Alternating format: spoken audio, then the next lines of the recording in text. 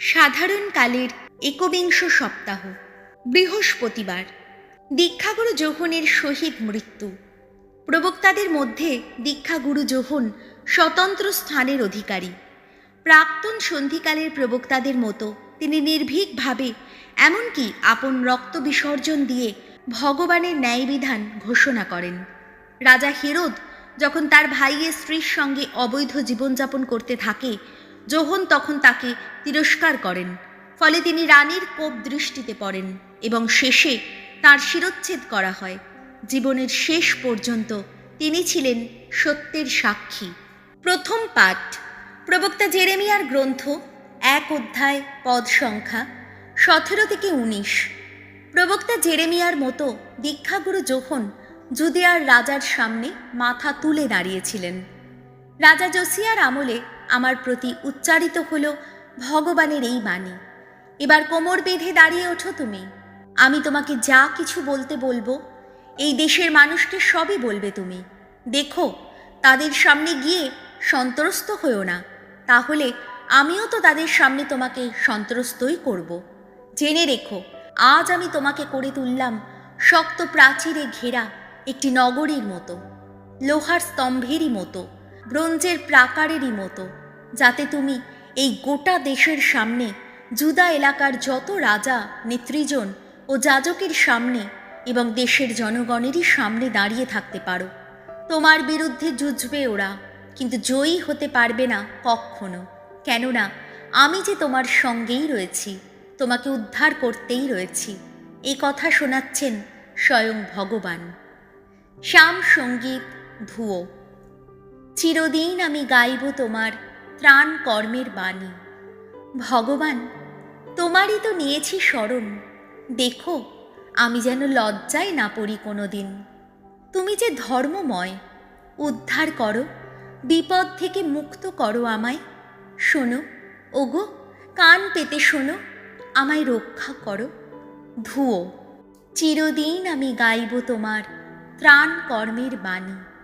ওগো, আজ হও তুমি শৈলাশ্রয় আমার, হও প্রতিক্ষণেরই আশ্রয়। তুমি তো আমাকে রক্ষা করবে বলেই স্থির করে রেখেছ। আমার শক্তি শৈল, আমার দুর্গ যে তুমি। ঈশ্বর, আমার দুর্জনের হাত থেকে আমাকে উদ্ধার করো। ধুয়ো। চিরদিন আমি গাইব তোমার ত্রাণ কর্মের বাণী। ওগো প্রভু, তুমিই তো আমার আশা। ওগো ভগবান, যৌবন থেকেই আমার ভরসা তুমি। জন্ম থেকে নির্ভর করেছি আমি তোমারই ওপর। মাতৃগর্ভ থেকে তুমিই তো পালক আমার। ধুয়ো। চিরদিন আমি গাইব তোমার ত্রাণ কর্মের বাণী। কত ধর্মময় তুমি, আমার কণ্ঠ।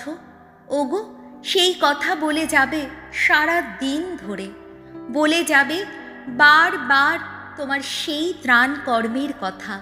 হে ঈশ্বর, তুমি তো আমার সেই যৌবন থেকে দীক্ষিত করেছ আমায়। আজও আমি সকলকে জানিয়ে যাই তোমার অপূর্ব যত কীর্তির কাহিনী। ধুয়ো। চিরদিন আমি গাইব তোমার ত্রাণ কর্মের বাণী। বাণী বন্দনা। জয় জয় প্রভুর জয়। ধর্ম পালনে নির্যাতিত যারা, ধন্য তারা, ধন্য। স্বর্গরাজ্য তাদেরই, আহা তাদেরই। জয় জয় প্রভুর জয়। মার্ক রচিত মঙ্গল সমাচার, 6 অধ্যায়, পদ সংখ্যা 17 থেকে 29। দীক্ষাগুরু যোহনের মৃত্যু কাহিনী। রাজা হেরোদ একদিন লোক পাঠিয়ে যোহনকে গ্রেপ্তার করেছিলেন এবং তাকে শিকলে বেঁধে কারাগারে আটকেও রেখেছিলেন। আর তা তিনি করেছিলেন নিজের ভাই ফিলিপের স্ত্রী সেই হেরোদিয়ারই মুখ চেয়ে, যে হেরোদিয়াকে তিনি বিয়ে করেছিলেন। কেননা যোহন হেরোদকে বারবার বলেছিলেন, আপনার কিন্তু নিজের ভাইয়ের স্ত্রীকে ভোগ করার অধিকার নেই।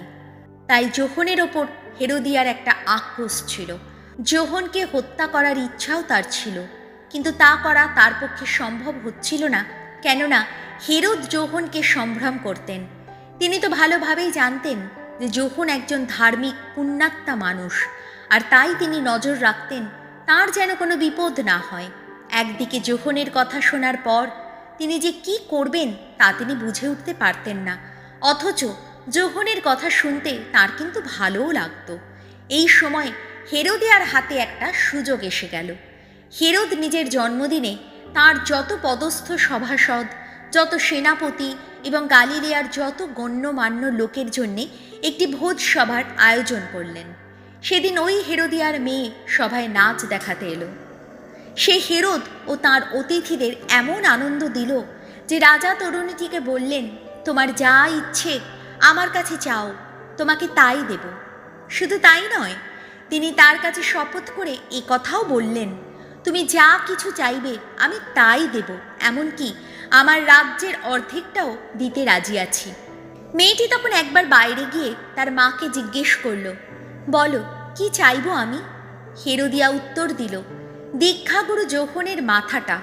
সে তক্ষুনি রাজার কাছে তাড়াতাড়ি ফিরে এসে আবেদন জানালো, আমার ইচ্ছা আপনি এক্ষুনি একটা থালায় করে আনিয়ে দীক্ষাগুরু যোহনের মাথাটা আমার হাতে তুলে দিন। রাজা খুবই ক্ষুব্ধ হলেন, কিন্তু তার ওই শপথের জন্যে আর উপস্থিত অতিথিদের কথা ভেবে তিনি তাকে না বলতে পারলেন না। তাই রাজা সঙ্গে সঙ্গে দেহরক্ষীদের একজনকে পাঠিয়ে দিলেন। তাকে আদেশ দিলেন সে যেন যোহনের মাথাটা নিয়ে আসে।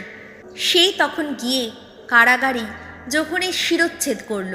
তারপর থালায় করে তার মাথা নিয়ে এসে সেই তরুণীর হাতে তা তুলে দিল, আর সেই তরুণীও আবার তার মায়ের হাতে তা তুলে দিল। তখন এই খবর পেয়ে যোহনের শিষ্যেরা এসে তার মৃত দেহটি নিয়ে গেলেন আর তা রেখে দিলেন একটি সমাধি মন্দিরে। প্রভু যিশুর মঙ্গল সমাচার।